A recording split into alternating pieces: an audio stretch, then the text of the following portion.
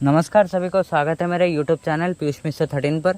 और आज हम बात करने वाले हैं वेद व्यास के महाभारत का जो 84वां विषय है 100 में से एक, उसके बारे में आज हम बात करेंगे। उससे पहले प्लीज़ चैनल को सब्सक्राइब कर लीजिए और सब्सक्राइब बटन के बगल में जो बेल आइकन है उसको भी प्रेस कर लीजिए ताकि मेरे वीडियोज़ का नोटिफिकेशन आपको बिल्कुल टाइम पर मिल जाए। वीडियो अच्छा लगे तो लाइक कीजिए और शेयर भी कीजिए आपके फ्रेंड्स और फैमिली के साथ ताकि हमारा चैनल ग्रो कर सके। और उससे पहले मैं माफ़ी चाहता हूँ कि मेरा बहुत समय हो गया है मेरा वीडियो आए हुए, लगभग 3 या 4 महीने। और शायद मैंने जनवरी 21 या 22 में मैंने अपना आखिरी वीडियो पोस्ट किया था।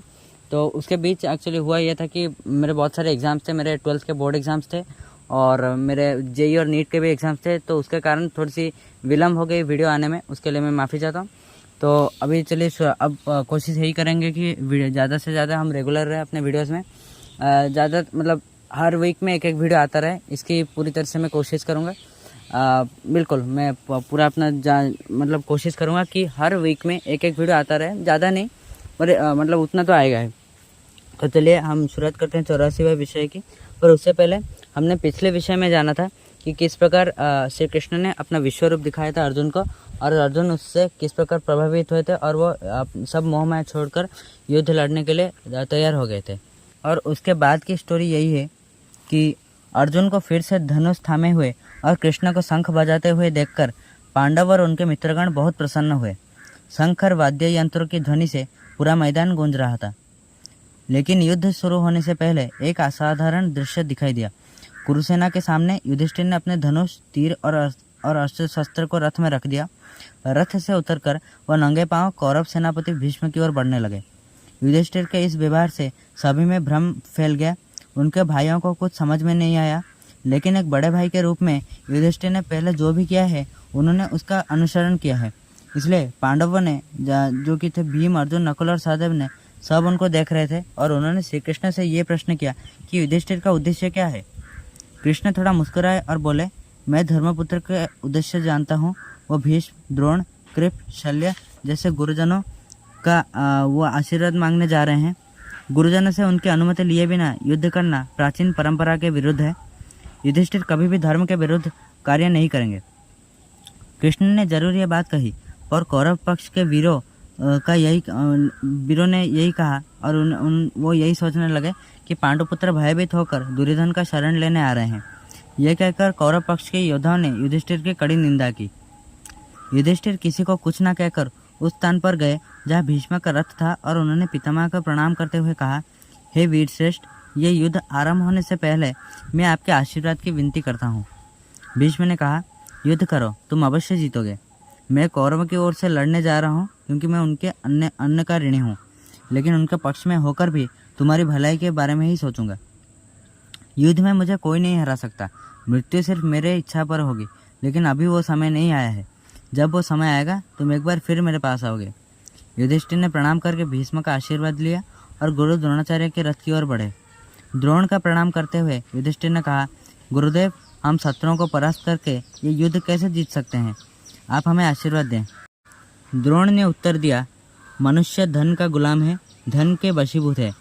मैं कौरवों के पक्ष से युद्ध करूंगा क्योंकि मैं दुर्योधन के पास रहने के लिए विवश हूँ। परंतु हे निष्पापी युधिष्ठिर, तुम अवश्य जीतोगे। मैं इनके लिए युद्ध करते समय भी तुम्हारे जीत की कामना करूंगा। मैं तुम्हारे आचरण से प्रसन्न हूँ। हे कुंती पुत्र, तुम्हारे पक्ष में कृष्ण है। जहाँ धर्म है वहीं कृष्ण है और जहाँ कृष्ण वहीं विजय है। मैं तुमको विजयश्री का आशीर्वाद देता हूँ। युधिष्ठिर ने कृपाचार्य और शल्य के पास जाकर उन्हें प्रणाम किया और विजय के लिए आशीर्वाद मांगा। युधिष्ठिर के व्यवहार से कृप और शल्य प्रसन्न हुए और उन्हें आशीर्वाद दिया। शल्य ने कहा, मैंने तुम्हें युद्ध भूमि में आवश्यक होने पर कर्ण का तेज नष्ट करने का वचन दिया है, वो मैं अवश्य करूँगा। दोनों गुरु, पितामह और मामश्री का आशीर्वाद पाकर राजा युधिष्ठिर बहुत प्रसन्न हुए।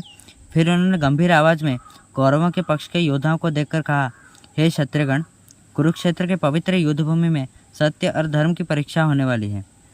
यदि मेरे पक्ष में किसी को लगता है कि धर्म उनके पक्ष में है तो वो अभी जा सकते हैं, और अगर उनके पक्ष में से किसी को लगता है कि धर्म हमारे पक्ष में है तो उन्हें मैं हमारे पक्ष में स्वागत करता हूँ।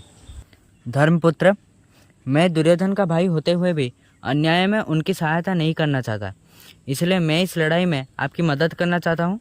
मैं शुद्ध हृदय से घोषणा करता हूँ कि कौरवों के साथ जो युद्ध होगा उसमें मैं आपके पक्ष में खड़ा रहूँगा।